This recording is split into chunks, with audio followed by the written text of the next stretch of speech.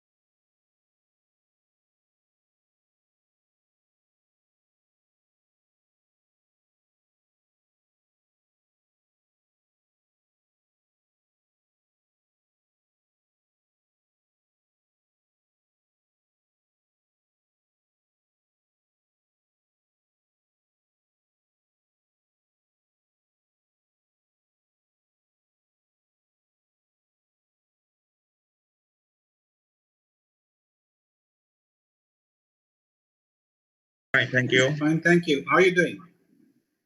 Yeah, fine. Very good. খুব ভালো। Hey, Jim, can I ask you a quick question? Sure. Yeah, how do you pronounce your last name? Poisson. Poisson. Poisson, yeah.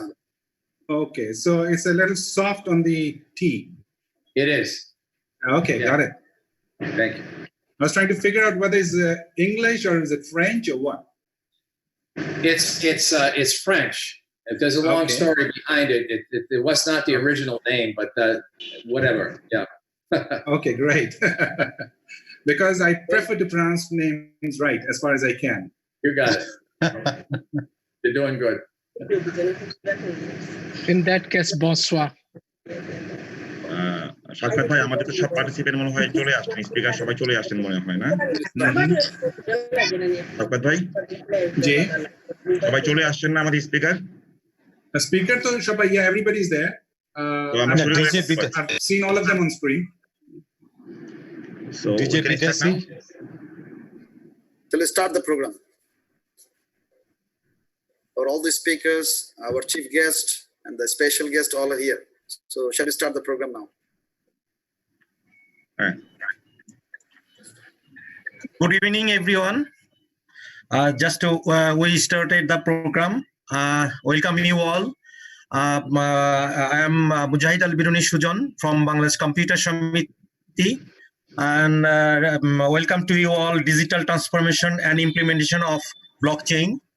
I am transferred my microphone to our Honorable President Shahidul Monir, Bangladesh Computer Samity President Shahidul Monir. Thank you all. Good evening and good morning to all present here. I am Shahidul Monir, President of Bangladesh Computer Samity.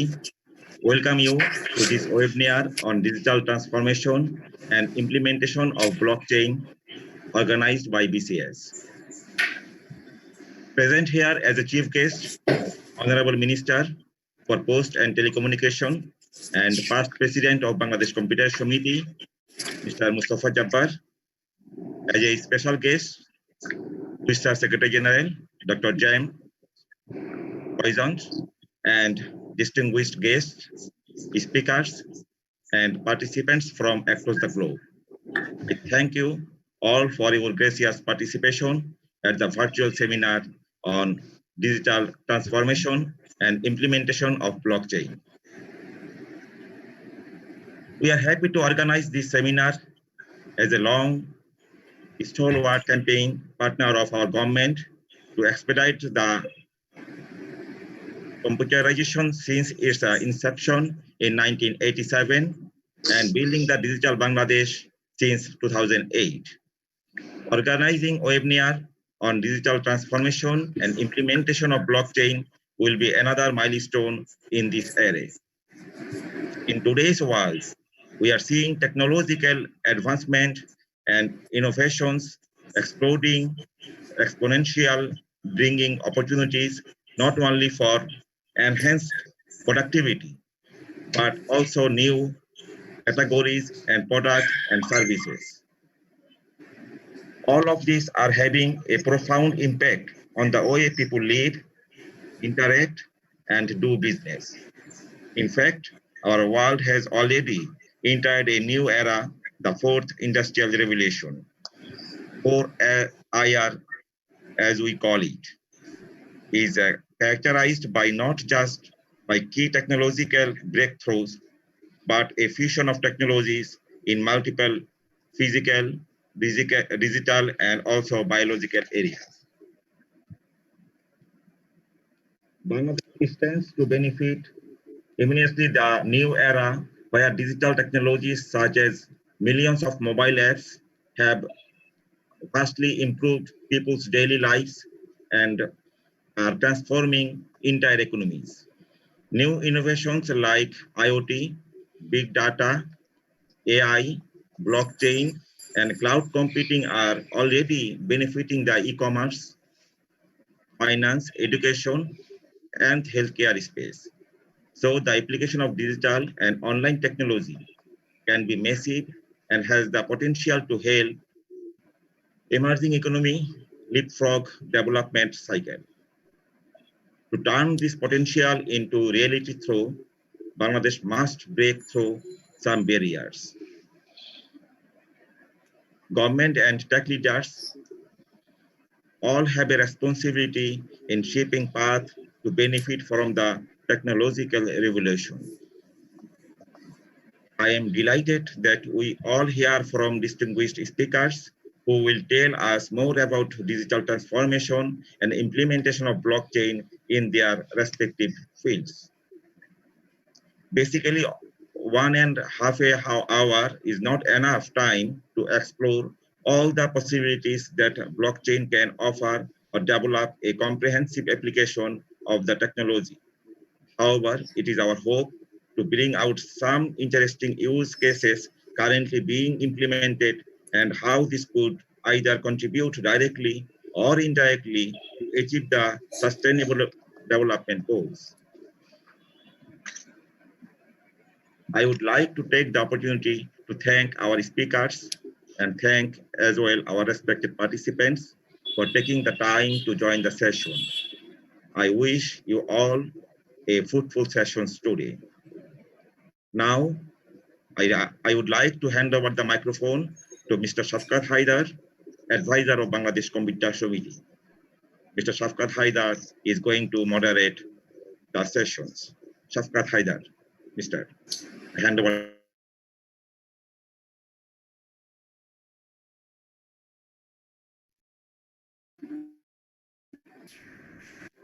Thank you, Mr. President. The president is leaving me in the hot seat, so can't run away for the next 2.5 hours. Ladies and gentlemen, a very good morning, good afternoon, good evening, as the case may be. As a matter of fact, I guess one of our speakers will be speaking after midnight his time. I'm delighted and honored to be the moderator of today's webinar on digital transformation and implementation of blockchain. We all know that COVID-19 crisis has upended the entire ecosystem of the world. The only left standing is technology. And that is how we are all here virtually today. I cannot emphasize enough the importance of today's subject of discussion, but I leave it to the learned speakers to talk about it. It gives me great pleasure to recognize the presence of the Honorable Minister, our chief guest, the Secretary General of WITSA, Mr. Poisson, our distinguished speakers at this event. Before I go any further, I'll just let you know the kind of ground rules for tonight, today, morning, evening, wherever you are, is that basically what I'd like to do is, once I finish what I'm saying right now, I'll invite the first speaker. After he finishes, we'll have a small Q&A session. The questions will come via the chat box. Once that is finished, we'll go to the next speaker. So once all the speakers are finished, I'll invite the special guest, the Secretary General of WITSA, to speak. And eventually, fortunately, unfortunately, the last speaker is going to be a chief guest. So that's how it goes. Before I invite the first speaker, I would like to announce something for which we are very proud of. The young men and women, the youth of Bangladesh participated in the International Blockchain Olympiad this year and achieved the unthinkable. They won two of the top 5 prizes, Silver Medal Award and the Best Prototype Award. And this is all in blockchain. So because of the topic of the day, I wanted to say this here. The other thing is implementation of blockchain is also happening in Bangladesh.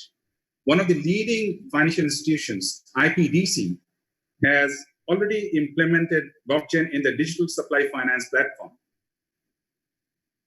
For this, they participated in a worldwide evaluation and won the award on technology for the future. So blockchain is here, and our respective speakers are going to add to that. The way I see it, there's nothing called post-COVID. You'll see regularly something coming up, what happens post-COVID. Do we know when COVID is going to end? Nobody knows that.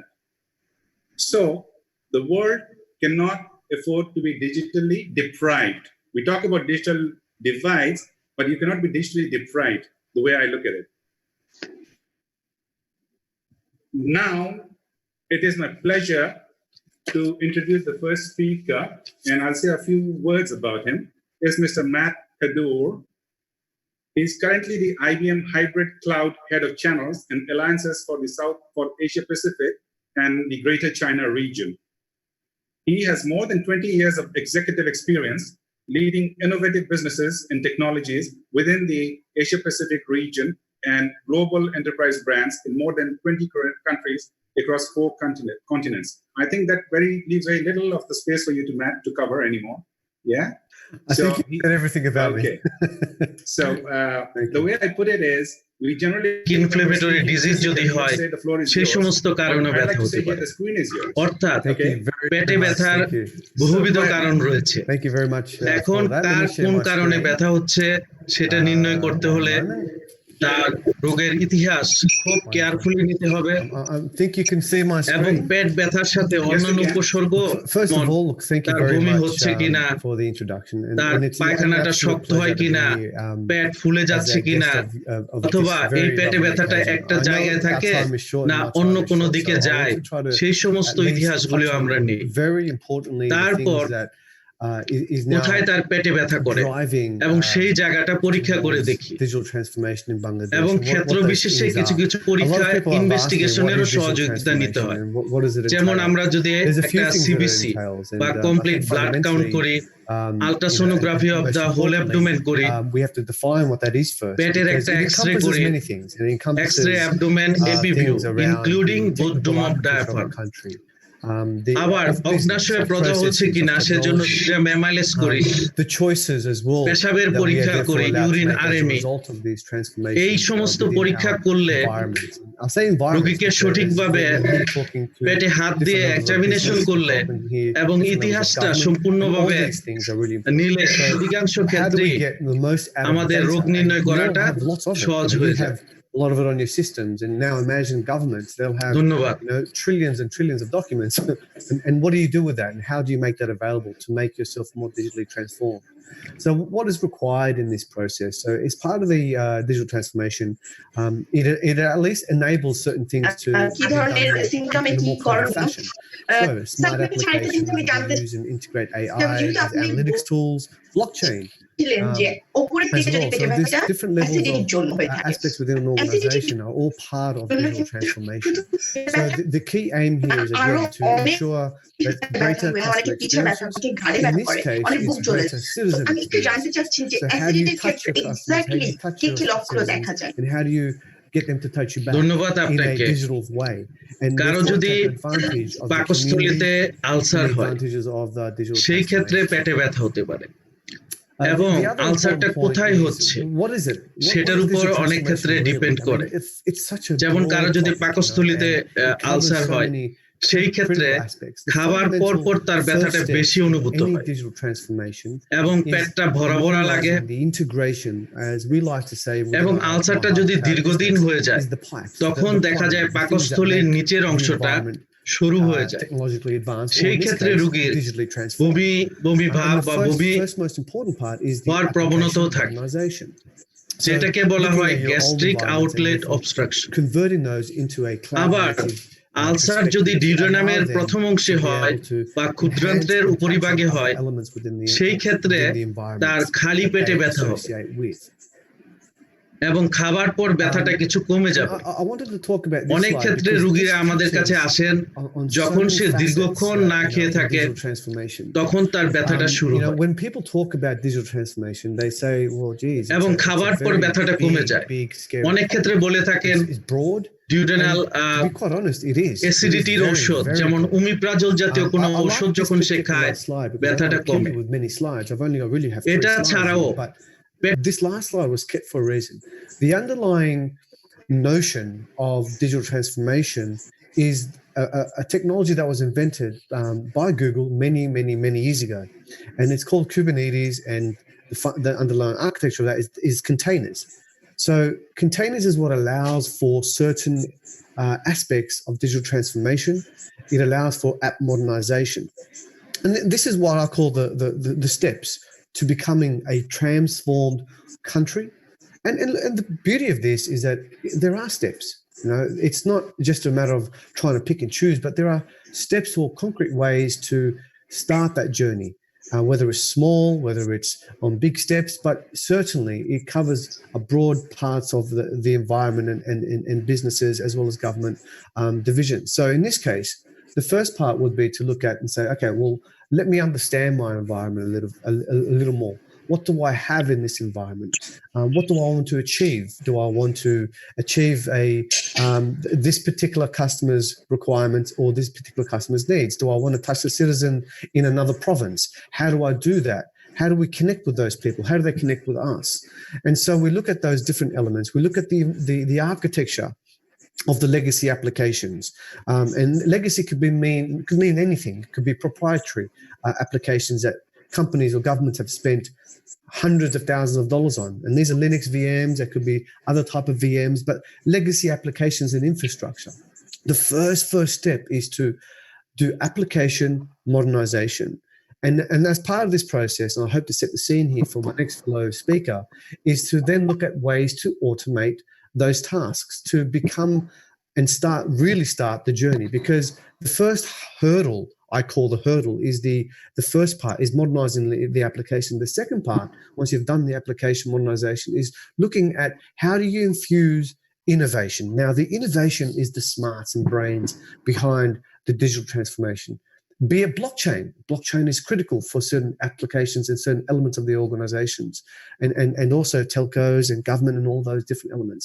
Internet of Things, open data, so being able to access the data in a particular way, going cloud and mobile. And let's be honest, cloud doesn't necessarily mean you put your data in the US or you put your data in Europe or in Australia. It means you could leave it in your country. So how do you do that? Well, it could be on premises. So you keep your information in the country. So you can look at cognitive solutions to enhance this data as part of this digital transformation. But critically, it's being agile, being able to move from place to place as seamlessly as possible. And therefore leads to services, because once you do all this, once you do the beauty of digital transformation, it opens up a world and wealth of opportunities for the country. New services, new technologies will branch from that. New jobs are created across entire levels of government, across entire levels of business, aspects that you have thought was pretty difficult. But when you see other countries, it is very possible with all these different elements and different processes. And at the end of all this, we hope to be at that transformed state. So this is the digital framework, or the digital transformation concept in its very simplistic way. And look, I will end it there because I know I've only got 10 minutes, but I wanted to end it there and We have our partner there. By all means, you can reach out. But if there's any questions, I am open to any to answer today. Have we received any questions so far?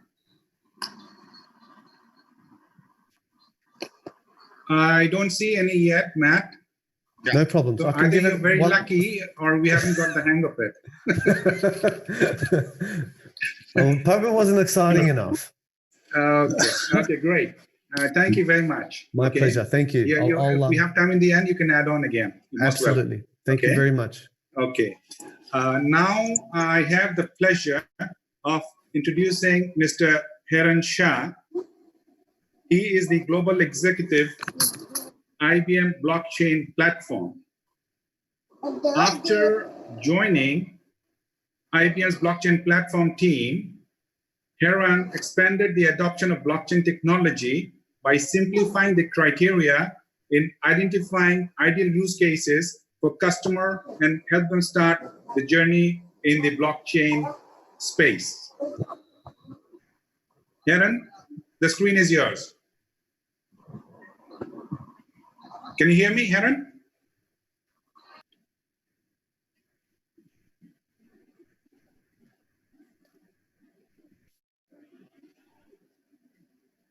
Are you there, Haran?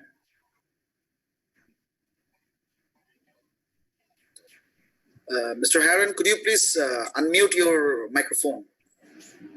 Yes. How about now? Yeah, that's fine. I just greeted you. I hope you heard this. I heard every part of it, and thanks for embellishing.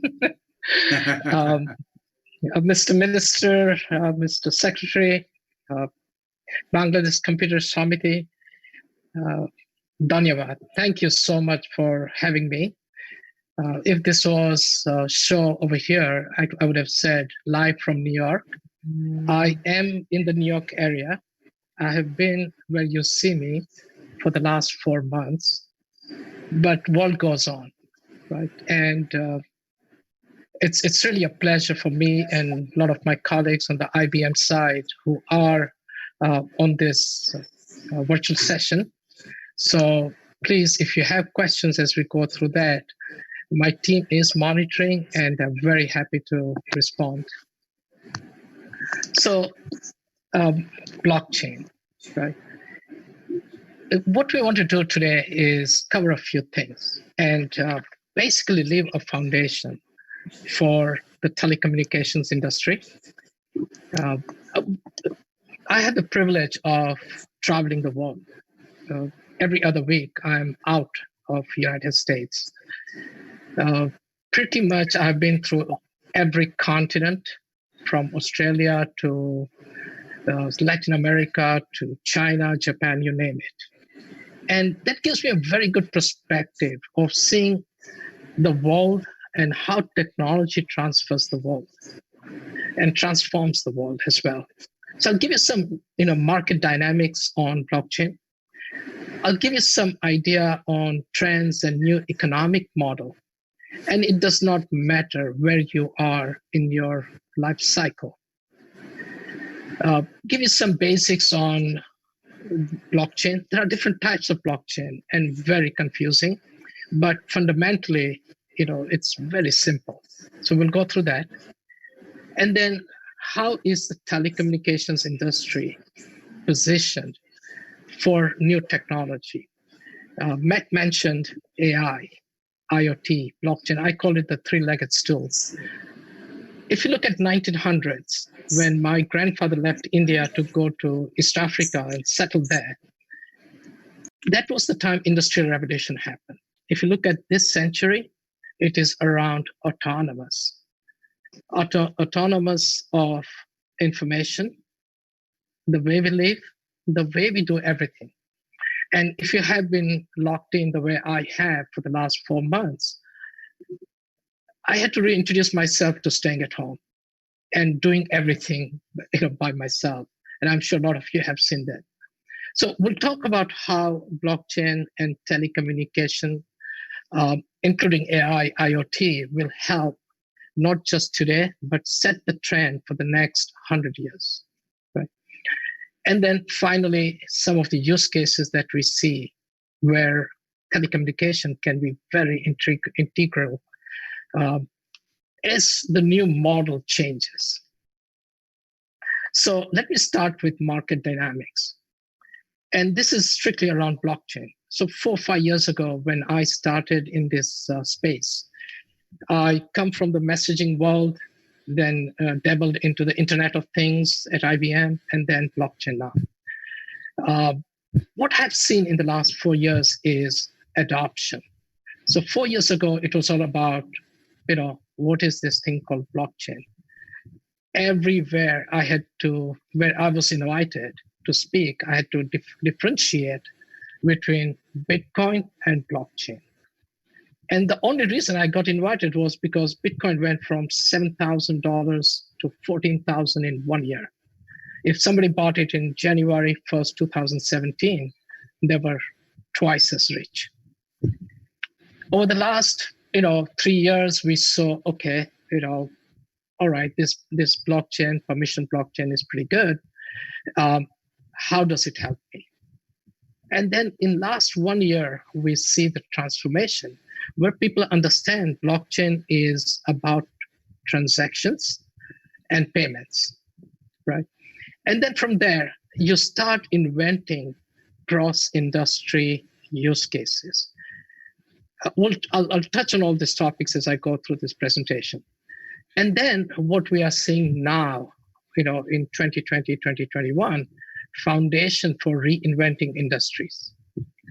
And I'm so glad you started your presentation with blockchain for telecommunication, because that's where the foundation is. And then it scales out. So little busy slide, just to give you a little more perspective. We started seeing some changes last year, or maybe last 18 months, I would say. Until 2018, it was technology discussion. 2019 started as a discussion on, tell me what is the right use case in my industry. We started seeing some consortium form, and these consortiums were really intermediaries because they see their business threatened, right? I'll give you a very simple example. In banking, writing checks was the way of life. We've gone digital. Most of the payments and transactions and payments are on mobile phones. The reason why there were intermediaries set up in the banking industry for check processing was to make sure fraudulent checks were not processed. They were identified and discarded. We moved digital, but fact of the matter is that fraud does stay there. Only thing is just moved from one medium to another. We still read books, which are paper, printed. And then if you look at the new generation, the born digital generation, they read everything, watch everything on iPads. You give them a physical book, and they'll keep on pressing it rather than turning a page. But the content is still the same. So the same thing we see with this consortium. They were really intermediaries trying to reinvent their business.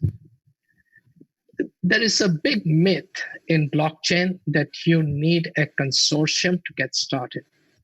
Majority of the networks that we have organized and launched were founded at. One company like Walmart said, hey, if you want to supply to us, you have to be on this blockchain because we need to know where is everything coming from. So when there is a recall on spinach, we know which farm and isolate that farm. We don't want to throw good with the bad. But the word consortium has an underlying meaning, and that is governance, rules of engagement. And if you look at it, right, if you do a transaction, you buy something one-on-one, you have a rule. I'll pay you for your service or your goods. And if I like it, I'll buy more. So that is what it is. It's not really setting up a group of people. It is defining the rules of engagement when you set up a blockchain. We also saw a big transition last year. Blockchain originally started, as I said, with Bitcoin and then went into banking and financial sector. a big movement towards other sectors, from industrial to distribution to mining, you name it.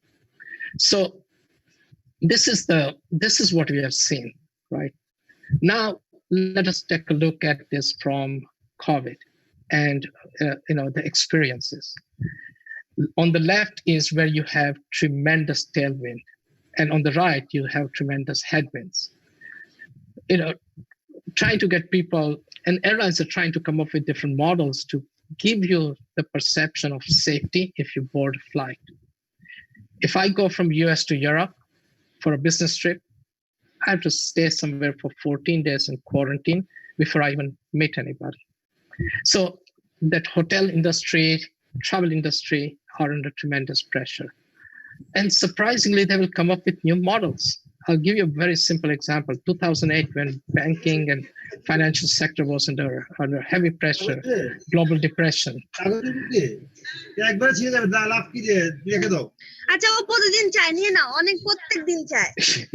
Excuse me. Surprisingly, I understand. Just hang on. Haran, could you everybody is online? Could I kindly request everybody to keep their systems mute? And there's been a phone which has been kind of buzzing. I think it's messages coming in. I would request.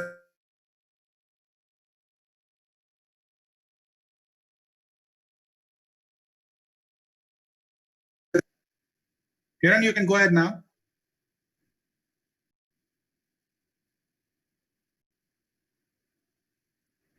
Hello.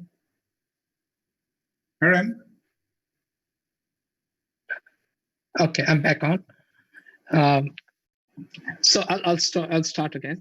2008. Thank you. Great Depression, right? Sorry about that. But no problem. So if I give you some names which are part of your lexicon today, you'll be surprised they came after 2008. WhatsApp, LinkedIn, Twitter, Instagram, Airbnb, Uber, all these are post-depression. So even if we are in COVID, there are places on the left where you see tremendous tailwinds, new businesses forming. Something new will happen out of this. I believe it will be around AI, blockchain, and Internet of Things. So there is tremendous pressure on supply chain, getting goods from one place to another, making sure the shelves have everything that people consume. You see financial institution in the middle. And the reason for that is they did digital transformation for the last 10 years. What you do today on your mobile phone is amazing. You have the whole bank in an icon inside your mobile phone. You can do any transaction you want. So they're in a very good shape because they jumped on this long ago. You see energy and utility, but it is only because of the oil crisis. Commute has gone down to literally, I walk 10 steps and I'm in my bedroom, right? That is my commute. But underlying all this is technology. Technology is helping us connect as we are right now. I'm in New York, Matt is in Singapore, I have colleagues in Raleigh, and you are in Bangladesh, and I'm sure that a lot of people around the world connected over this. It is amazing, right? And telecom has a very big role to play. So let me give you some basics on blockchain. What we have seen are two things. One is this public blockchain, where you had, in the past, Bitcoin Mania, ICO. There were companies that just called themselves ICO and got a lot of money from Wall Street, and they went out of business in 6 months. Their biggest challenge on the public network is security and scaling, right? But then we, as IBM, looked at blockchain in a very different light. We are fundamentally in messaging and transaction business. So we looked at blockchain as a very good technology for transactions. So what happens in a transaction? You only deal with somebody that you know. You buy or sell to somebody that you know and you're comfortable with. And if you're not, you find an intermediary through whom you create this whole transaction. So we went in that direction, creating a private or what we call permission blockchain, which then in the present world, we are seeing a lot of optimization for B2B transactions. We see a lot of participants. So technically, I can guarantee you, if you go to most places around the world, you will see blockchain networks, and by and large, fueled by IBM, built by IBM, run by IBM. And I'll give you some examples as we go along. Again, some have formed consortiums. So it started with 7 banks in 2018 in Europe, led by KBC Bank, which set up a We.Trade for invoice factoring. Just about a year ago in Australia, 6 banks set up Ligon. In Canada, about 7 to 8 banks have no consortium, but they're working together on a use case called Know Your Customer. So you don't have to have a consortium, but you definitely have rules of engagement. How do you add somebody to blockchain? How do you promote them, demote them, or suspend them?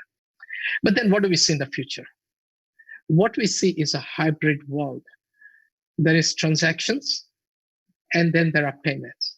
We see a world where assets will be digitized, goods will be digitized, information will be digitized, which already is in place. IoT will bring real-time information, and then tokenization of those assets, make them tradable, and the combination or a hybrid world where you will see transactions and settlements, payments, all on the same blockchain network. The future is definitely bright. Let me take you a step further into the new economic model. And this is where telecommunication will play a key role. So if you look at the top, right, these are in some ways use cases. Identity, for example. So identity can be government issued identity, your birth certificate, your driver's license, social security numbers over here in US, and whatnot. The same or some pieces of that information is used when you go open a bank account to make sure that you know the customer. Second, and what do? They verify an identity that was issued by a government agency, such as your driver's license. Same thing is used in telecommunication. When I go to get a new mobile phone, I have to make sure they know who I am, etc. The same thing also is with businesses. Government issues certification to legalize a business. And just like a child is registered on blockchain, the same way an entity is registered on blockchain. The first child on blockchain was registered in Brazil by the name of Alejandro Alvarez. And that just started a whole revolution in Brazil. We were part of that. The journey is much shorter now, right? So identity is one piece. Asset and provenance, very, very key if you look at it today. Supply chain, goods and globalization, movement of goods against globalization. Movement of information. If you look at, the big controversy over here, wear a mask or don't wear a mask. It's all about, people making sure they get the right information from the right place. And if there is any distortion of that information, you know that it changed, right? IoT blockchain, we call them the digital twins. They are so intertwined in this supply chain world. So in supply chain, I can get information from UPS over here or United Parcel Service or Postal Service of where, what time I'll get my delivery, which is a massive transformation in 10 years. But today, I also know where the truck is and at what time will it reach my place, right? So that is the information that comes from Internet of Things. And I can be assured of the authenticity of it because that is on blockchain. And I'll tell you exactly how that works. And then we talked about payments. At the bottom, what you see is creating marketplaces for digital assets to be exchanged. So I'll give you a very good example here. We are working on carbon trading, right? So carbon certificates, when you put solar panels on your house, you get something called IREX or green bonds. Now that is a tradable asset. And if you bring an exchange into it and trade it at the right time, you get a lot more value. But at any given time, you know the real value of it. So there is a whole marketplace that will happen out of this. A lot of stock exchanges have moved into blockchain with some very nice use cases. One of them is it was built by Northern Trust for private equity, provenance of private equity, transfer of private equity shares, and then settlement of it. So, you will see a smart contract factory. I'll tell you later on what smart contract is. But what you see in the middle is that blockchain transactions superhighway. One of our senior, Jerry Como, said, what internet did for information, blockchain will do for transactions. And that is where telecommunication plays a massive role. I'll give you, this video conference is coming over a Wi-Fi internet connection to my house. Everybody in my neighborhood is either e-learning, doing video conferences like this. I am on video conference from 7 in the morning till at times midnight. And, I have screen burn. That is what is happening. And if I did not have this reliable internet connection, I would not be talking to you. Telecom has a very critical play in that middle piece, which is building that superhighway. And that superhighway is not just blockchain. That superhighway is an information superhighway, data superhighway, which will then allow autonomous systems to grow. Moving on a little bit further. So how did we start this journey? In IBM, our motto has been make and sell. Unless we make it, we have no confidence in it. But back in about, with blockchain, the way we started was the way we were aligned with Java. And we looked at power of crowd over power of the few. So we, as a team, our folks from research and some of those who are on, some of my colleagues who are on this chat right now, they all started this Hyperledger, what used to be called open blockchain, and donated that to the Linux Foundation to start Hyperledger Fabric. This has grown tremendously from, technology folks to, you can see DB, which is the railway of Germany, to academia, you name it, right? It is across the board.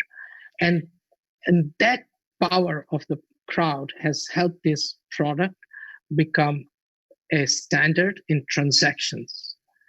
And what we have seen is, as we have global people, people from around the world contributing to Hyperledger Fabric. It is a very good place to start as vendor neutral way of getting blockchain going. We are the largest contributors to this Hyperledger Fabric. There are multiple other projects underway with Linux Foundation, from identity to Ethereum based and whatnot, right? But Hyperledger Fabric has the largest market share in transaction business. So just for 30 seconds, allow me to sell my fish, Mash. What we, again, followed the same model of open source and Linux and enterprise Linux. So if you see in the middle, that is the Hyperledger Fabric, it is open source. We contribute to that. We don't fork from it. We don't deviate from it. But then last year, we made a massive change and we said, this should be containerized. And we redid the entire offering and made sure that any Kubernetes 1.11 and above is where our software will work, right? It can be on any cloud, anywhere. And there was a reason why we made this fundamental move. Originally, we started with IBM Cloud, but we said we have to cut the cord because when multiple people join a blockchain and you have to have multiple people in a transaction, they may have their own choice of cloud. They may not even have a cloud. They should be able to participate. It cannot be for the few. But then we went a step further and we said, technology aside, let us make it extremely easy to deploy, manage, and govern this blockchain. So you have two options. You can continue with Hyperledger Fabric, not an issue, or you can use the tools to make your life easy. So IBM Blockchain Platform is a software, a commercial distribution of Hyperledger Fabric. There is 100% compatibility on any artifact that you produce with the platform. And the reason why we see this tremendous move towards Hyperledger Fabric is because 5 big players came and supported it. IBM started this, Oracle, AWS or Amazon Cloud Services, Microsoft Azure, SAP. These are the 5 big ones. You don't like one, you can pick up your marbles and go to the one that you like. Right? And if you don't have any of those, the Fabric gets started. So let me take you a step further. Now that we have fundamentals of blockchain, how do you identify the right use case? And I can guarantee you it is for any industry or cross-industry. It does not matter, but these are your fundamentals. Identity. When I take my driver's license to open a bank account or get a phone, they rely on that and they see, New York, New Jersey State, US. It's good, right? When you go to a doctor's office and you see a whole bunch of certificates on their wall, you never challenge. All it has to say is Yale and Stanford and University of Medicine and Dentistry and whatnot. And you're ready to go on a table and have them cut your brain apart, right? But you never verify whether this doctor really went to Yale or wherever, right? So identity is very critical, a use case for blockchain. When it comes to issuing identity by the government, using it by the banks or telephone companies, or issuing a corporate certificate of identity, all those are perfect use cases for blockchain. And you bring the issuers and users of that information on the same platform. And when you can guarantee them that this can be traced back with full audit of any changes, if somebody gets married, changes their last name or surname, you have that audit trail. If they change their address, you have their audit trail. That gives you confidence in that information. Fraud is another one, right? We have three use cases around the world on fraud. One, we are working with a university over here in US, where all the credentials, your transcripts, everything are issued by the university on blockchain. Any potential employer can access it. How do we, verify information today of your work experience? We go to LinkedIn. And if I can get my 10 friends to endorse me for, nuclear scientist, everybody will believe me because we believe in LinkedIn, right? But that is not the fact. It is the university that published this information, right? I went and studied at the university. They audited my knowledge and gave me the rank. So fraud is a very good place. If you have to issue a letter of guarantee for commercial space, if you have to issue a letter of guarantee for power consumption, you can print that letter of guarantee on your computer today. How does the power company or the commercial renter know this is reliable information? The third place is reconciliation and dispute management. People go and factor their invoice, right? And they get 60-day terms. I'm a supplier, I got paid. The buyer, does not have to pay for 60 days. The bank is holding that money.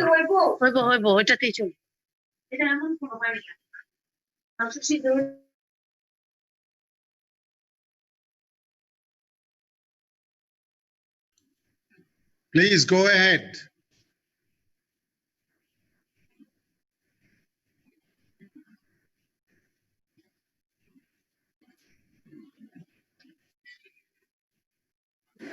Haran, please continue.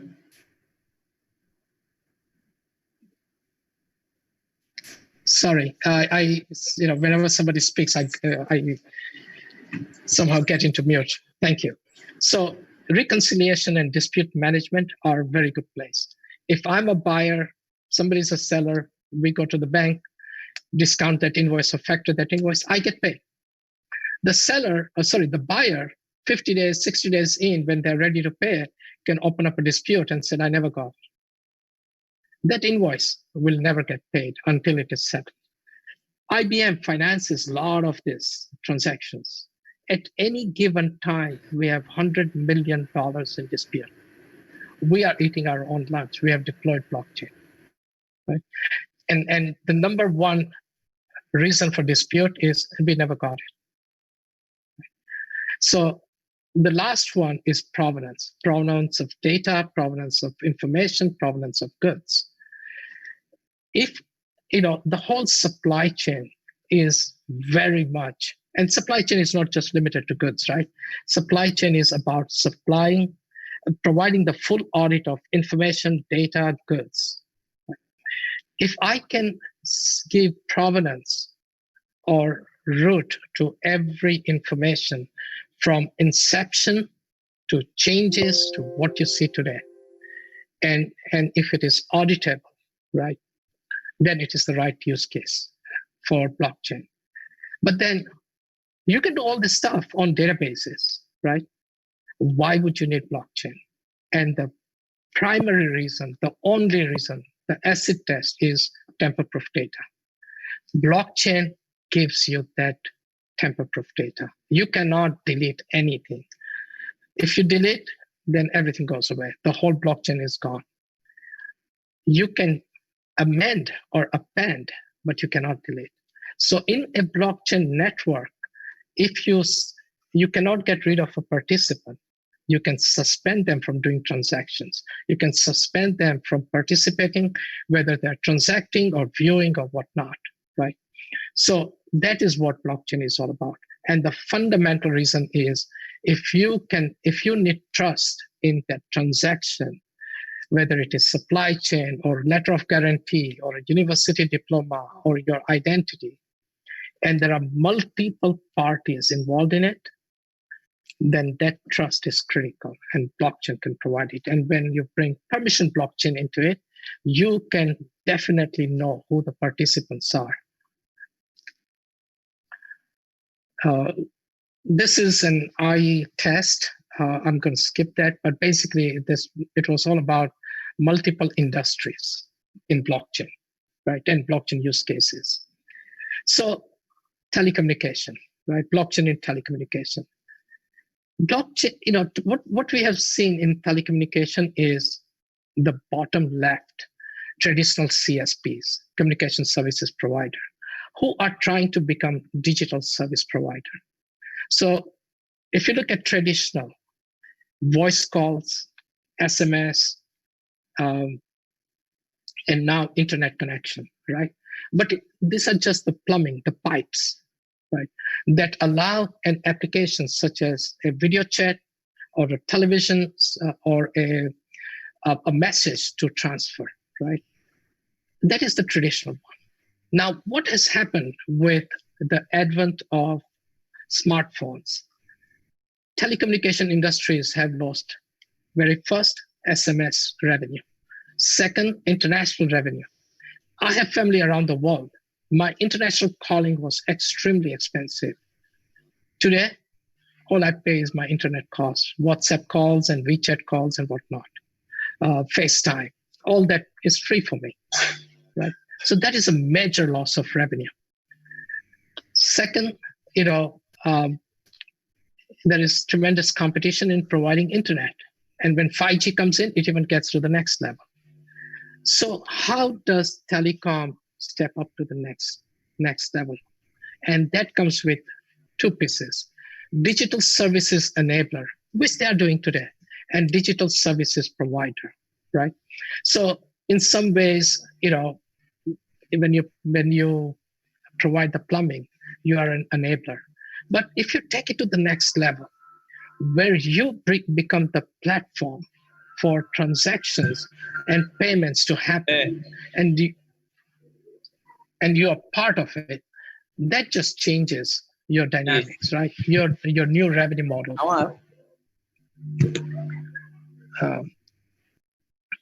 Your new revenue model, right? So telecommunication has to convert to the new age CSP, right? Become a digital services provider, become a digital services enabler. If you set up, in one of my previous charts, I talked about the superhighway. If you put rich information in that superhighway, if telecom companies start owning the Zooms of the world, the video chat applications of the world, that changed the game, right? Now, the plumbing is not primary. That is absolutely critical to make sure that you provide the right bandwidth, you provide the right, redundancies and all that. But the richness is in the content. So if you look at it, AT&T bought Time Warner. It's all about content. They are looking at a model to see if content is where they can make money. Sprint bought Tidal, which is a streaming service, right? So if telecom can become the enabler and the provider of those services, now you make money over there, right? And with IoT, with blockchain, you are in that position, right? Bringing different technologies together. Again, so today what we see and what we see in the future for telecom, as I mentioned, right? Provenance of information is if you create a platform fueled by IoT and blockchain, you can provide the provenance of information in real time. So IoT gives you real-time information, blockchain gives you audit of that information, right? Provenance of that information. The second thing is become the enabler of identity as a service. Bring in government issuing agencies and the consumers of that information onto your telecommunication platform. And now you are at the application level, content level, and you can become that intermediary. How do we see this going further?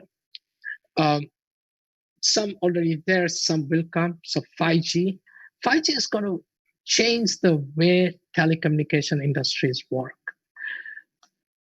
If you look at it, we have autonomous driving. Basically, I can take my hands off and the car goes on its own from point A to point B.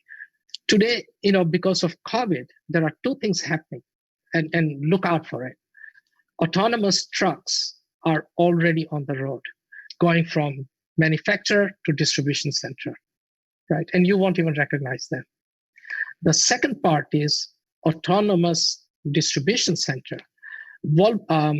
Amazon in New York area had to shut down because 40% of the people in the distribution center had COVID.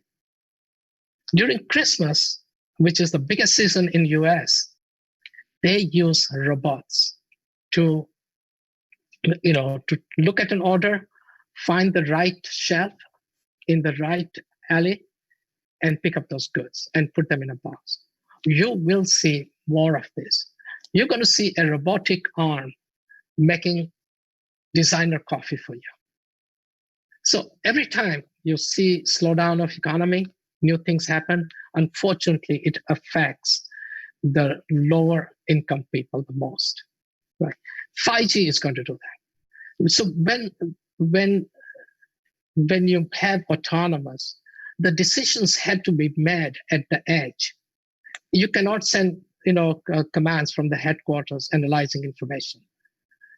5G is enabling that. And then, as we talked about IoT and blockchain, the digital twins of provenance of information, data, goods. Again, this is one of the charts about how telco is getting tremendous tailwinds. Tailwinds because of the demand on bandwidth today, using video chats and supply chain and real-time information. But telco has the potential to move to that application layer and bring rich, be the conveyor of information, rich data. Right. So let me talk about a few use cases. We talked about identity. Telco, as I said, has tremendous role over here to become conveyor of this, digital identity as a service. Another network that we have set up is with Cineverse. I had no idea who Cineverse was 3 years ago, but they were part of my life, my lifestyle. I travel around the world. I make mobile calls. Somehow all those things. My career here in US is born of Verizon, right? And I travel around the world. Sometimes I'm on Telstra, sometimes I'm on Singtel or TIM in Brazil. And somehow those settlements happen. And, I never get, connections, loss of service because my bill was not paid. Cineverse is behind that. They have a massive business on settling roaming charges, fraught with disputes, fraught with all kinds of challenges. So that put the whole thing on blockchain. Haran, sorry for cutting in. Haran, yes, I think you'll have to kind of wind up a little bit because we have I've got 2 more slides. In line. I've got 2 more slides. Thank you. So Cineverse is revamping for the IoT and 5G business. And so you can either become part of this as a telecom company, or if you want to develop it, right at the bottom, you see that link. We have the smart contract pattern that you can download and start dabbling on it. Supply chain, we talked about, the IoT blockchain. And again, at the bottom is the smart contract or the code pattern that you can use right away with Hyperledger Fabric. Cold chain is your low-hanging fruit, right?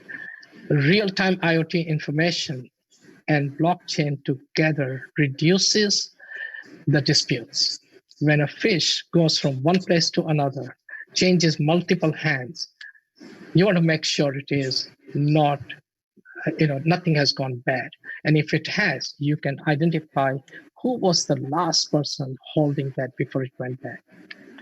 And finally, let me end with the triplets, the 3-legged stool of AI, blockchain, IoT. This is something we are working on.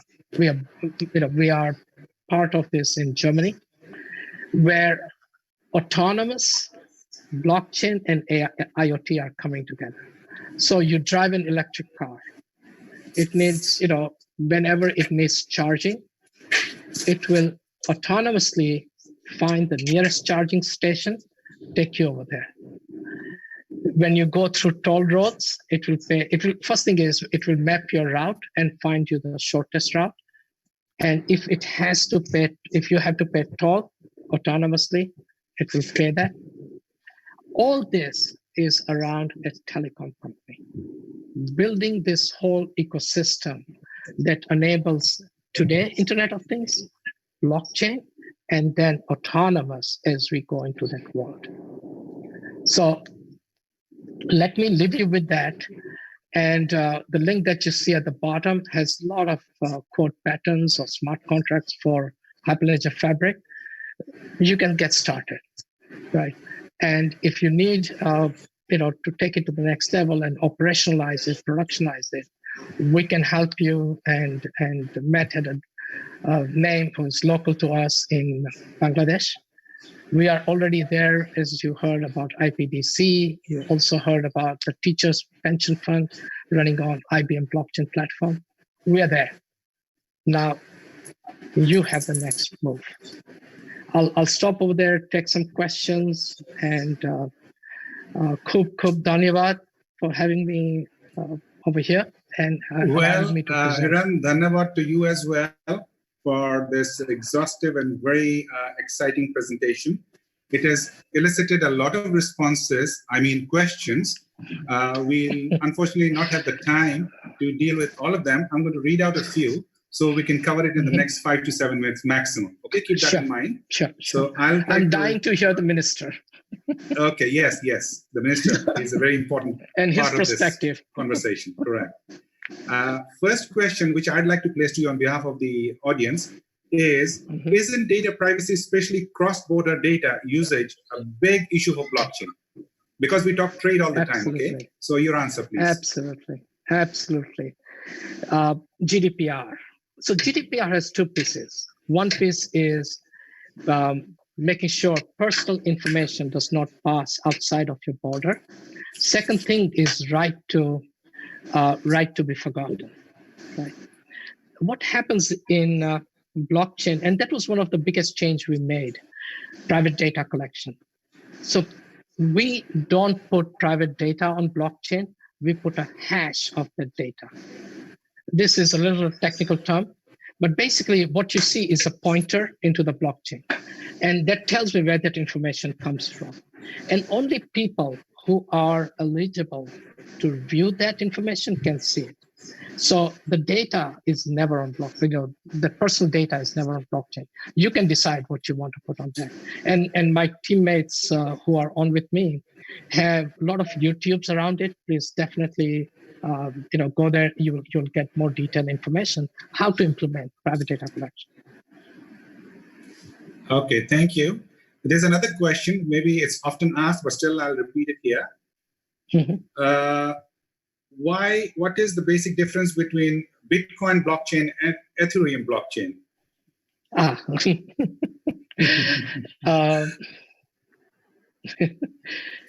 Both are public, anonymous, blockchains.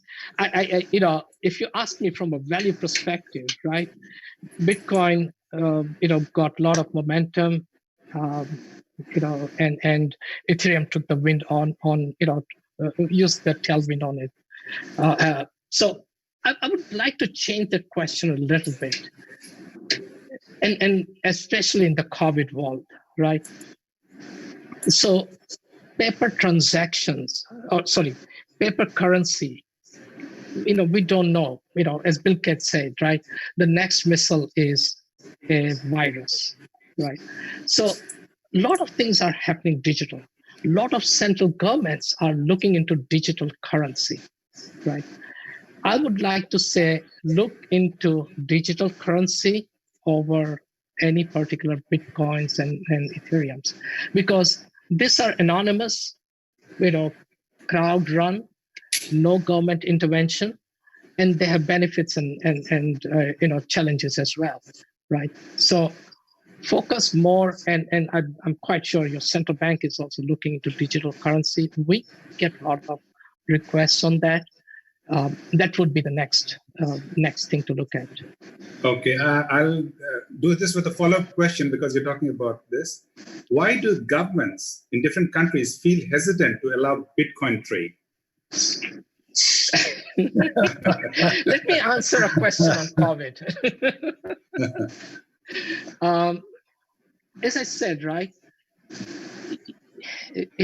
so let's look back a few, 2008, right? If you look at 2008, United States and European, Euro, etc., they started publishing, printing money. FX and FX in India had demonetization, if you remember, not too long ago.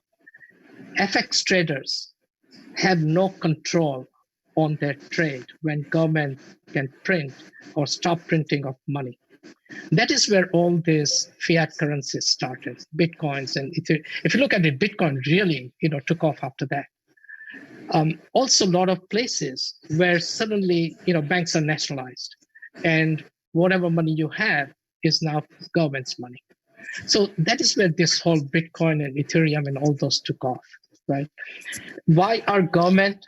Well, I think, you can have a political answer, but I'll give you a safe answer, which is your money is safe with your government. If somebody with Bitcoin, etc., goes, hacked, or you lose your private key, you're done. I think I remember something like $250,000 or $1 million worth of Bitcoins have been locked because this person cannot, get their private key. Quite a lot of money is like that, right? Will Bitcoin, Ethereum go away? Absolutely not. But it should be a wake-up call for central banks to look into digital currency. Thank you so much, Haran. I would request, there are many questions, and I think we don't have time for that. But with your permission, if I can, on your behalf, request them to communicate with you offline. Would that be okay? Sure, that's fine. You have my LinkedIn and information there. I think Matt wants to just put in a few words before you guys sign off. So Matt, can you come in? I can. Look, thank you. I just actually wanted to say thank you to the broader team and to the honourable attendees who have heard us speak about digital transformation and, most importantly, the blockchain. There are so many elements of topic, and digital transformation is very much a hot topic globally with IBM, with all our different elements. So we can assist you. We can work with you. Not just from blockchain, but on multi-facets of the different elements of your business. So certainly you have my details, you have Haran's details as well. But I really wanted to just extend my thanks and gratitude for allowing us to present our topics to you today, or in this evening. Thank you very, very much. Thank you, guys. Thank you for your time. Thank you. Bye-bye. Cheers. Okay. Now I'm going to switch between two speakers who were next in line. I would request the pleasure of introducing my friend and industry colleague, Mr. Atiq Rabbani. He is the managing director of the Computers Limited, which is one of the oldest IT firms in Bangladesh. Amongst his many talents of being an engineer, a chartered accountant, and a singer, he is in addition a blockchain consultant, speaker, and business development manager. The screen is yours now, Atiq. Thank you very much, Shaukat Bhai. You see, when I think about blockchain and digital transformation and 4IR, Bangladesh comes to me first. How do you apply all this for the good of Bangladesh? I mean, we have our own unique problems to solve. We are a large country by population. We are a small country, maybe by size, 160 million people, and aspiring people, aspiring young people, and we want the emancipation of the Bangladeshis. Our founding father, we talked about the emancipation of the whole country. So when we think about, I have been, as you mentioned, I have been in this industry for about 35 years, starting as a programmer in the UK, and then, came back to Bangladesh to become an ICT entrepreneur. I'm a chartered accountant too. And blockchain is an accounting technology. Blockchain is a information and communication technology. Blockchain is a technology which is a freedom technology. Blockchain is Amra Korbo joy technology. For that reason, we have to delve deep into this. We have to delve deep into digital transformation and blockchain. We have to learn from our wise friends from all across the world, but we cannot be on the surface or superficially knowledgeable about it. We have to have, multiple levels of expertise in Bangladesh. I mean, the bottom level must be the core people in the academics, in the private sector, in the government, who do, deep dive into the technology. They understand the technology.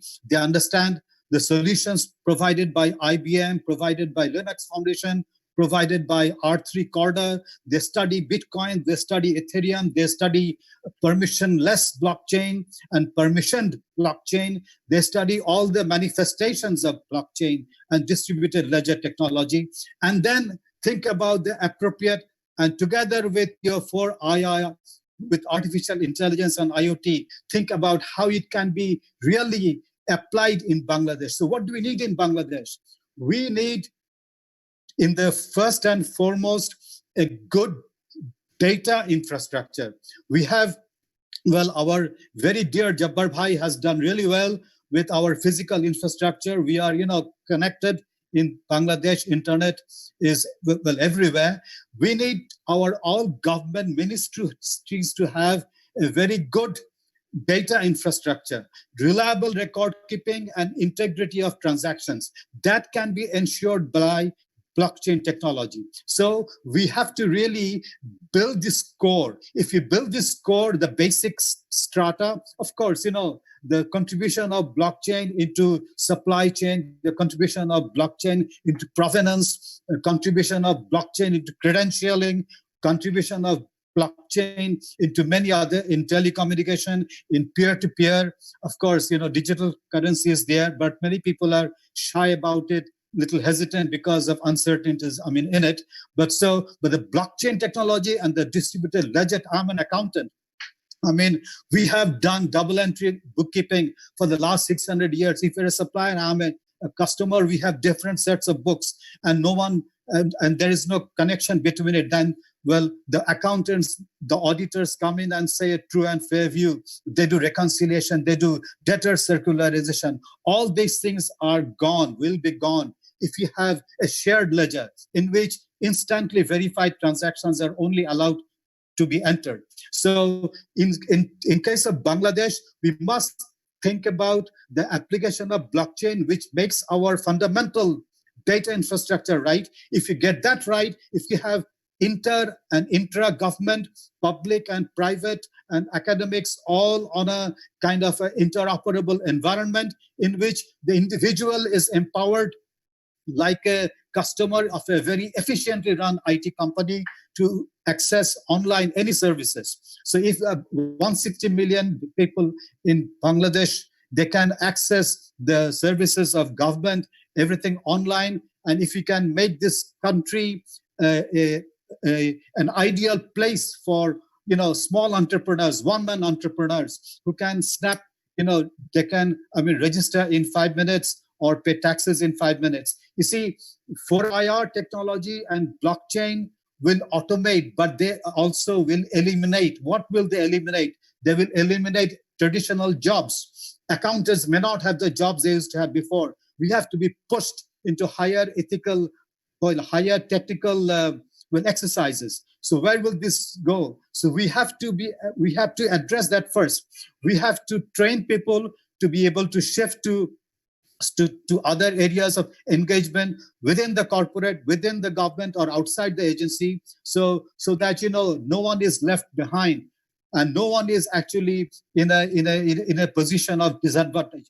We need this technology not to have prosperity only for few, but to spread the prosperity across the whole country. This goes well for the whole world too. So in Bangladesh, we should use the technology prowess that we have. We should have to build on it. We cannot stay on the surface. We must get inspiration from every country, those who are going lockstep and jump into blockchain technology. And, they're doing lots of other things to disintermediate the things, to lessen the friction between peer-to-peer. The value, of course, many things have been said by Haran Shah and Matt Kador. I don't want to repeat that. So all the advantages of blockchain over database, the tradition, I say blockchain is the difference between vanity digitization and sanity digitization. What I mean by that, blockchain inherently is a secure database. There are many limitations of blockchain. There'll be naysayers. There's a trilemma. I mean, decentralization, security, and speed of execution. More public the blockchain, more decentralized it is, more secure it is, but less the speed. But if you have a smaller group and a private blockchain, of course, then the decentralization is less, but the speed may be more. But evolutions are happening, innovations are happening. There are all kinds of things which are happening. We talked about Bitcoin and Ethereum. Bitcoin was just one asset.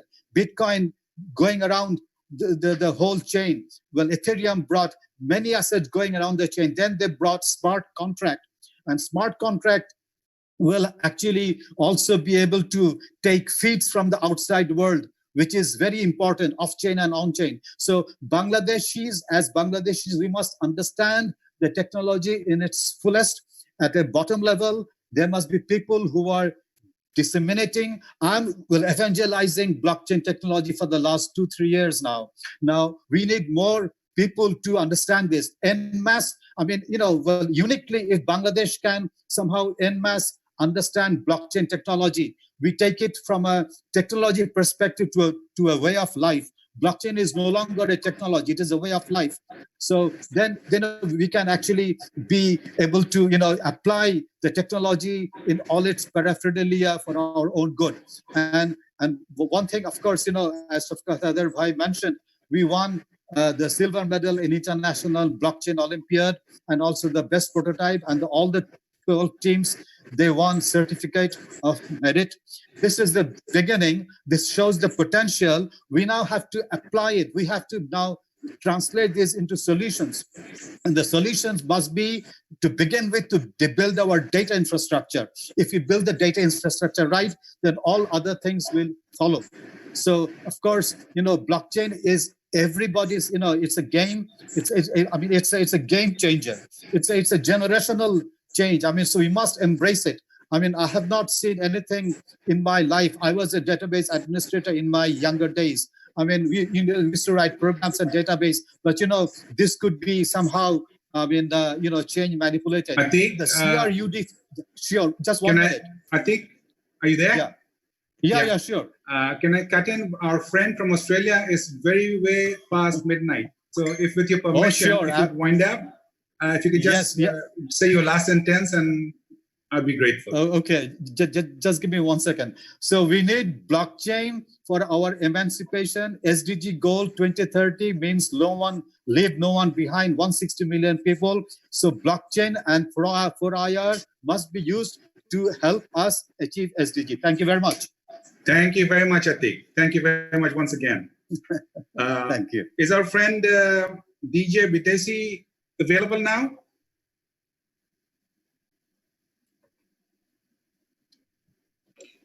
I just got the message that he's there.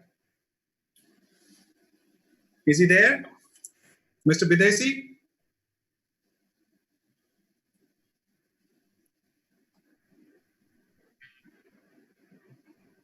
Oh, I just got a message that he's having technical issues. He cannot jump in. I don't know why, but should we, with everybody's permission, get along with the special guest, Mr. Poisson, if it's okay with you?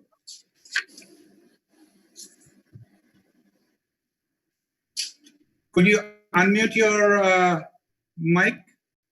You there? Yes, sir. Okay. Well, this is my distinct pleasure to introduce Mr. James Poisson, who is the Secretary General of the World Information Technology and Services Alliance, WITSA. He has been with WITSA for the last 22 years. As the name WITSA says, it is to do with information technology around the world. I would like Mr. Poisson to say, and I would like his impression also on what the deliberations have been so far. I'll be very grateful for the next 10 minutes of your time, sir. Thank you. Well, thank you very much. Can you hear me okay? Yes, absolutely. Thank you. Well, that's wonderful. I want to thank you. Thank you for the wonderful job you're doing moderating. I'd also like to say hello to my best friend, Munir, who is very close to my heart. All of my friends there in Bangladesh, all of the speakers, I want to thank you. I learned a lot from all of you. The only thing I wanted to say, my main message is I hope and pray that everyone is safe during this period. I also believe, maybe in a year from now, we'll be looking back as a distant bad memory of what is going on around the world. And lastly, I just want to continue to congratulate all of you in Bangladesh for the wonderful work that you're doing in ICT development. My particular interest, particular love in this industry is watching the development of ICT. And I've been, as you know, to Dhaka a few times. I've witnessed firsthand the enthusiasm of the government, the enthusiasm of the people, the industry. I think it's wonderful. I'm not surprised to see your young people winning prizes. I think it's only the beginning for what your country is doing. And I want to thank you for allowing me to be a special guest on this webinar today. And thank you. I just appreciate it. Thanks. I didn't want you to be so brief, dear sir. You can still go ahead, please. To hear a few more words from you. Sometimes the being brief is not altogether bad, especially with people at midnight on the line. So those are my main messages. Thank you so much. Thank you so much, and thank you so much for being so patient so far. Thank you once again. Now I think our friend Mr. Bidesi is on. Are you there, Bidesi?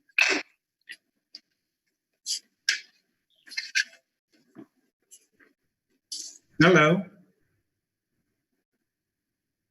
I saw him joining in, and then because initially he was having technical problems.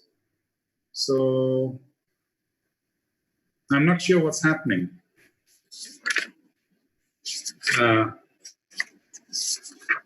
Okay, we'll continue the process, and if we have a chance, and see if he can come in again. But I hope the Honorable Minister is around. Mr. Minister? Yes, sir. At your service. Okay. Thank you very much. The funny part is, I have the honor and pleasure of introducing a technology leader turned policymaker. Mr. Jabbar, who is the Minister for Post and Telecommunications of the Government of the People's Republic of Bangladesh, has been a founder member of both BCS and BASIS, which is the Software and Information Services Association. He has also been the president and supreme leader of both as well. Well, Minister Jabbar is more recognized today as the local language solution provider in Bengali, which we call Bangla, Chakma, Assamese, Hindi, and the developer of the Bangla keyboard. He has established a large number of schools in Bangladesh, including computer-based Anando Multimedia School and the Bijoy Digital School. We consider him an ally of the private sector placed in the government. That's how I would like to put it. Now, it is up to the minister to let us go back to work or go to bed. So it's your time now, sir. The screen is yours. Thank you, Shafkat Bhai. In fact, I'd like to welcome James, the Secretary General of WITSA, the good memories of WITSA, the excellent occasions of becoming member of WITSA by BCS, also becoming member of SSPO, and taking part in the WITSA and associations. These were BCS's very important events which we were participating. As James knows that BCS is around 33 years old, started its journey in 1987, and definitely BCS is heading towards the very big event which probably next year or so. And I remember to become a member of WITSA and associate when we started, it was really very difficult to pay the yearly fees also. Some of my friends, they had to go to Singapore to pay the yearly fees. And that was really a tough time for ICT industries of Bangladesh. That's the beginning of just starting the ICT age in Bangladesh. The memory I can share is that in last 33 years, particularly ICT industry has definitely just created platform for today's digitization of Bangladesh. Those who are Bangladeshis, we all knows that Bangladesh was an agro-based country. After 190 years of British rule and 23 years of Pakistan rule, it was really very difficult to turn around and convert the whole nation to a prosperous nation. I can just give you some of the data which we should not forget. The budget which was placed in 1972 and 73 by our father of the nation, Bangabandhu Sheikh Mujibur Rahman, it was only 786 crore taka. Now we have gone above 508 crores of taka. That's the situation where we started with 20% of literacy, started with so many difficulties. But the important thing was that I should remember this is the 100th birth year of the 100th anniversary of our father of the nation, Bangabandhu Sheikh Mujibur Rahman.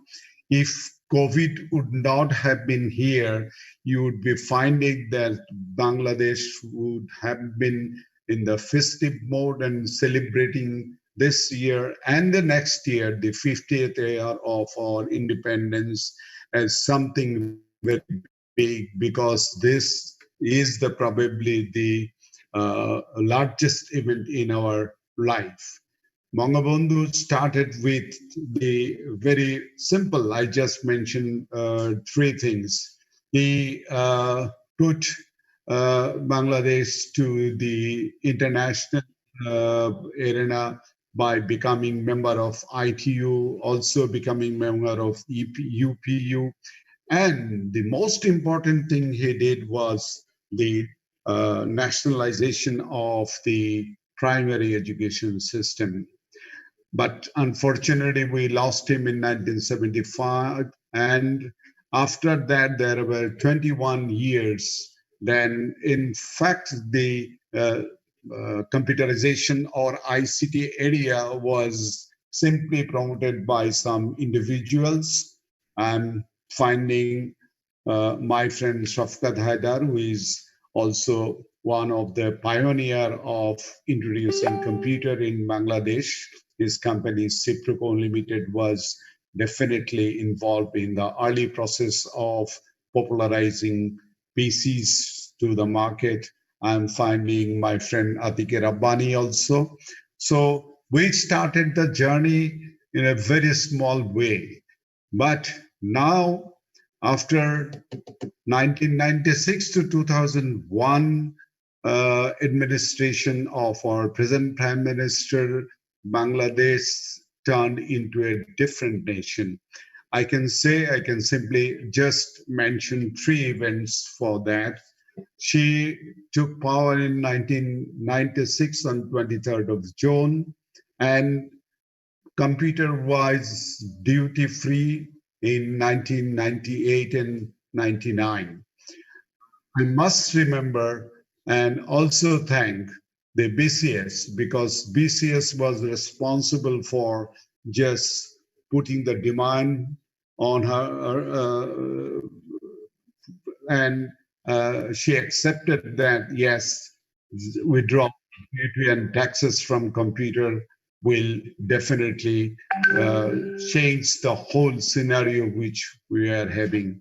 She also decentralized the, in fact, broke the monopoly of telecommunication and provided 4 more licenses, and which has created such a situation that we have more SIMs than our populations. We have covered about around 98% of the population areas.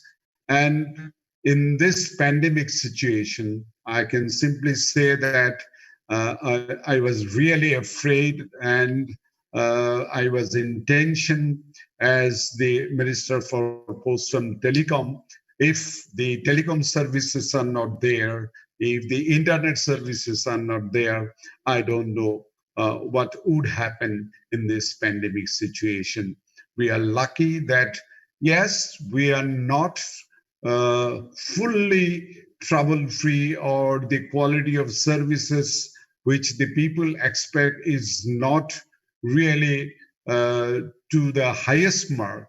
But the lifestyle today we are having is definitely because we have a telephone system, we have an internet system, and it is available all over the country. It was really difficult for the government to just spread the technology to all over the country.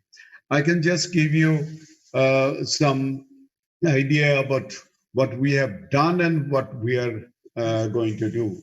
In this telecom area,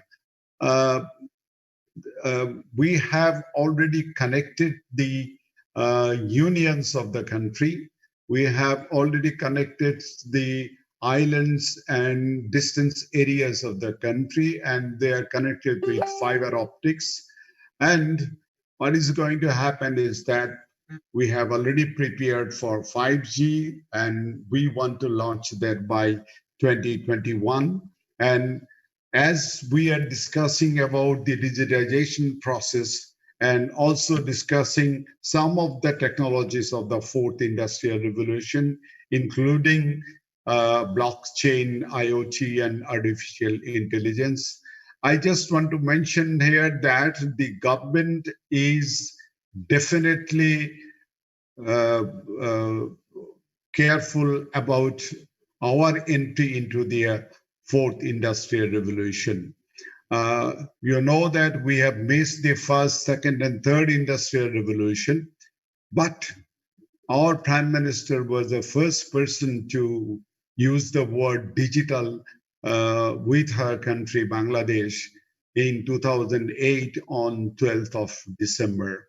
So that was, I think, the game changer of the whole scenario. In last 11 years, Bangladesh has created examples, as our moderator has mentioned, Atik Rabbani has also mentioned. We could hardly think that our boys could go to an international competition and could have won 2 out of 5 prizes. We could hardly think that our boys can get a gold medal in international computing programming contests. These things are happening, and these are the real examples of the changes we have got from an agro-based country to a digital country.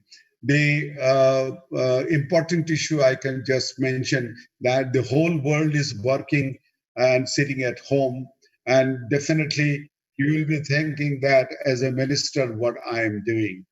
I sat at my home on 19th of March, and till today just sitting where I am sitting now, and I don't have a single official file pending for any decision or anything.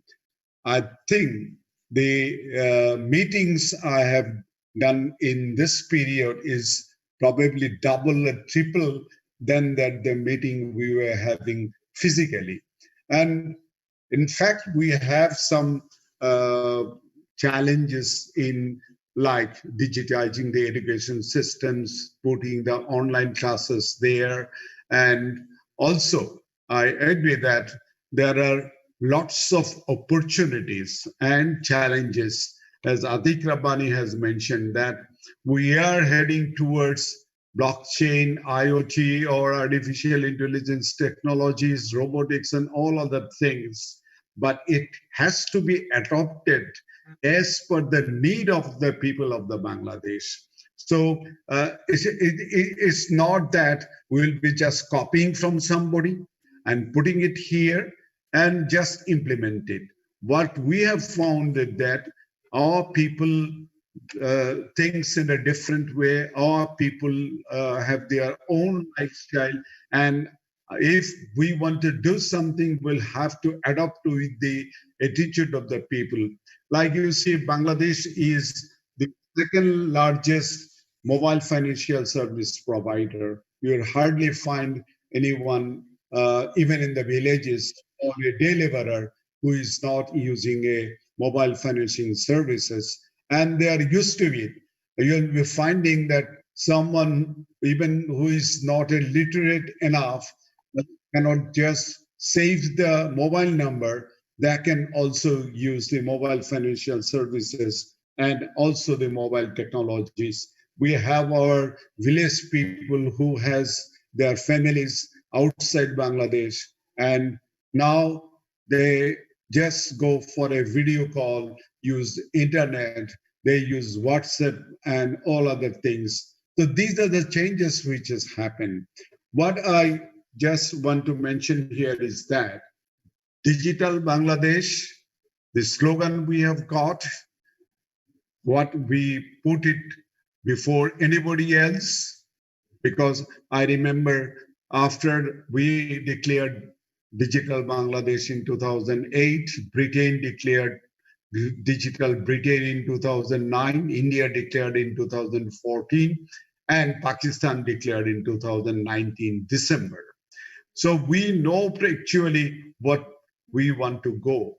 This is in fact the dream of our father of the nation, that we want to have a prosperous and country where everybody will be happy and there will be no poverty. Our Prime Minister has set a goal in 2041 to become a developed country. And we have also set a goal that that has to be a knowledge-based society in Bangladesh. So actually Bangladesh is planning according to the need of the people, and the digitization process which the government is taking up is so much expanding. In last 11 years, we have seen so much changes. And I feel that in next 2-3 years time frame, I definitely find that everything will be digital. But the challenge which is coming up, we have heard about the driverless car, we have heard about the robots, we have heard about the IoTs and all other technologies.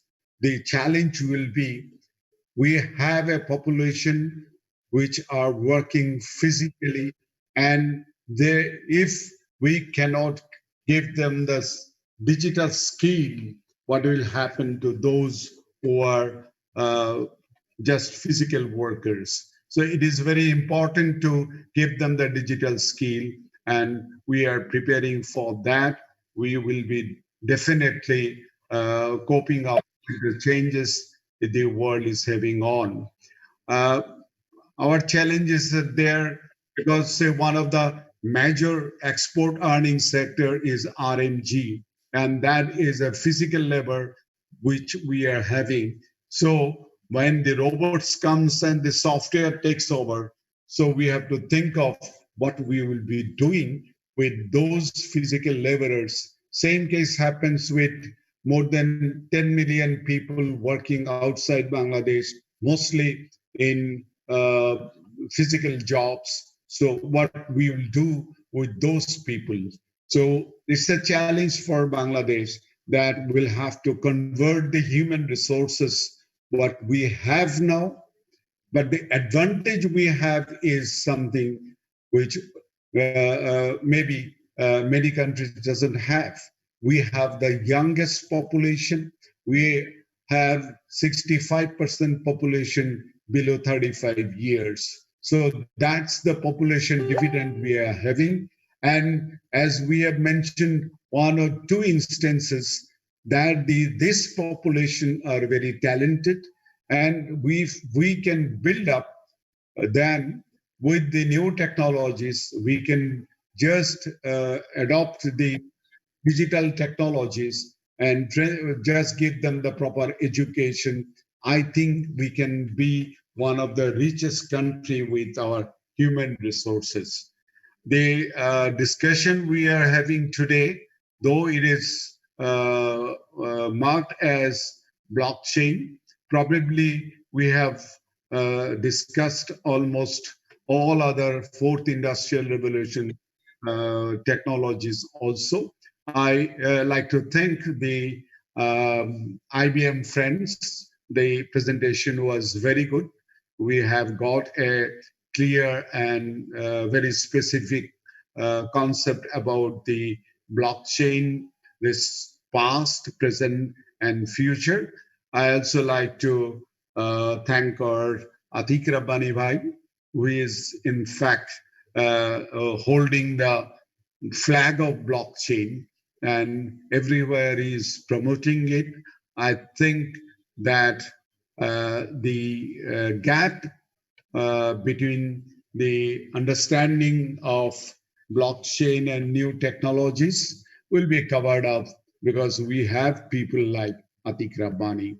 We are really happy. I must thank the organizer, my organization, I should say, the Bangladesh Computer Samity, because I was not only a founder, I was president of this organization for 4 times, and I spent 14 years in the leadership of Bangladesh Computer Samity.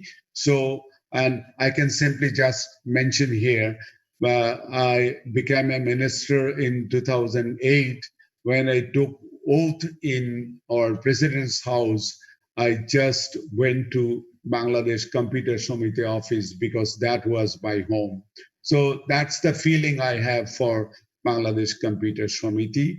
And I really feel proud that the people who we are here, including our Shafkat Bhai and Atik Bhai, I have seen also Iqbal Bhai, and probably many of our BCS members and others are here, has really given all their efforts for the digitization of Bangladesh. Bangladesh has, in fact, got the concept of digitization from BCS because in 2008, I remember in February, we attended from BCS to the book fair of 21 February, and the slogan was that 21 Shopno Digital Bangladesh, dream of 21 February, that's our language movement day. We said that the dream of our martyrs to convert the nation to a digital country. And we also, for the last 11 years, BCS has, in fact, every moment has worked for the digital process in every area. So I like to thank again the present leadership of BCS.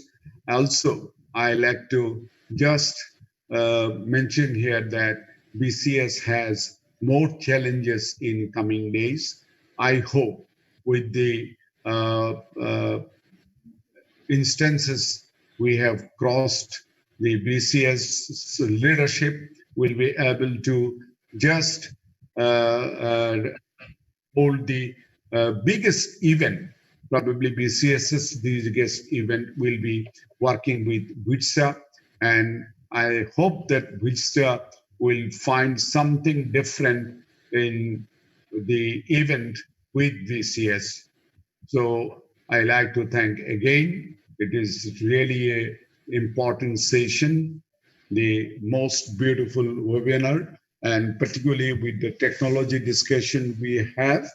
I can, lastly, I can say that you'll find Bangladesh is the fastest adopter of fourth industrial technologies, because the people of Bangladesh are capable of accepting new technology faster than anybody else. That's probably the strength of the nation, and that's probably a real situation that we can really say that this is the nation of heroes. We fought in 71, and we are now fighting for digital Bangladesh. Long live digital Bangladesh. Thank you, everybody, particularly those who has participated midnight, particularly those who have participated from outside. James, I pay my gratitude to you, the IBM people, and all other people who has participated in the BCS webinar, and particularly in the fourth industrial revolution's technology, and also discuss about the transformation of the country to a digital thing. We can only say that we know that the world will be digital and Bangladesh will not be left behind. Probably Bangladesh will be leading in many areas which might be followed by some of the countries. Like, as I mentioned, that Bangladesh is pioneer in digital financial services. Maybe when we have Atik Rabani, we will be leading in blockchain. Maybe we will be leading in IoTs or robotics or artificial intelligence, because the strength of all these technologies are human beings, and we have the human beings. That's the most important thing. Thank you very much, and thank you everybody for participating here. Jai Bangla, Jai Bangabandhu. Thank you very much, Mr. Minister, for your wise and kind words as well as guidance. Unfortunately, our speaker, Mr. DJ Bidesi, could not join in due to a technical glitch, but I'll just briefly introduce him, just for everybody's benefit. He was supposed to speak on a subject which is containerization, which is the next thing coming in, along with cloud. Mr. DJ Bidesi is the Chief Technology Officer for Containerize. DJ Bidesi provides practical and effective digital transformation and cyber advice and guidance to C-level suite and board level for government, industry, and telcos across the Asia-Pacific region. He has more than 25 years experience within ICT services and cloud, ranging from consulting through to design, building, and running cloud environments. I would personally like to thank Bangladesh Computer Samity for inviting me to moderate this session. On behalf of BCS, I would like to profusely thank all the speakers, the special guest, and the chief guest, and last but not least, our distinguished audience, the participants, without whom this event would not have been a success. Stay safe, stay well, stay blessed wherever you are in the world. Thank you very much. Thank you to all. Thank you.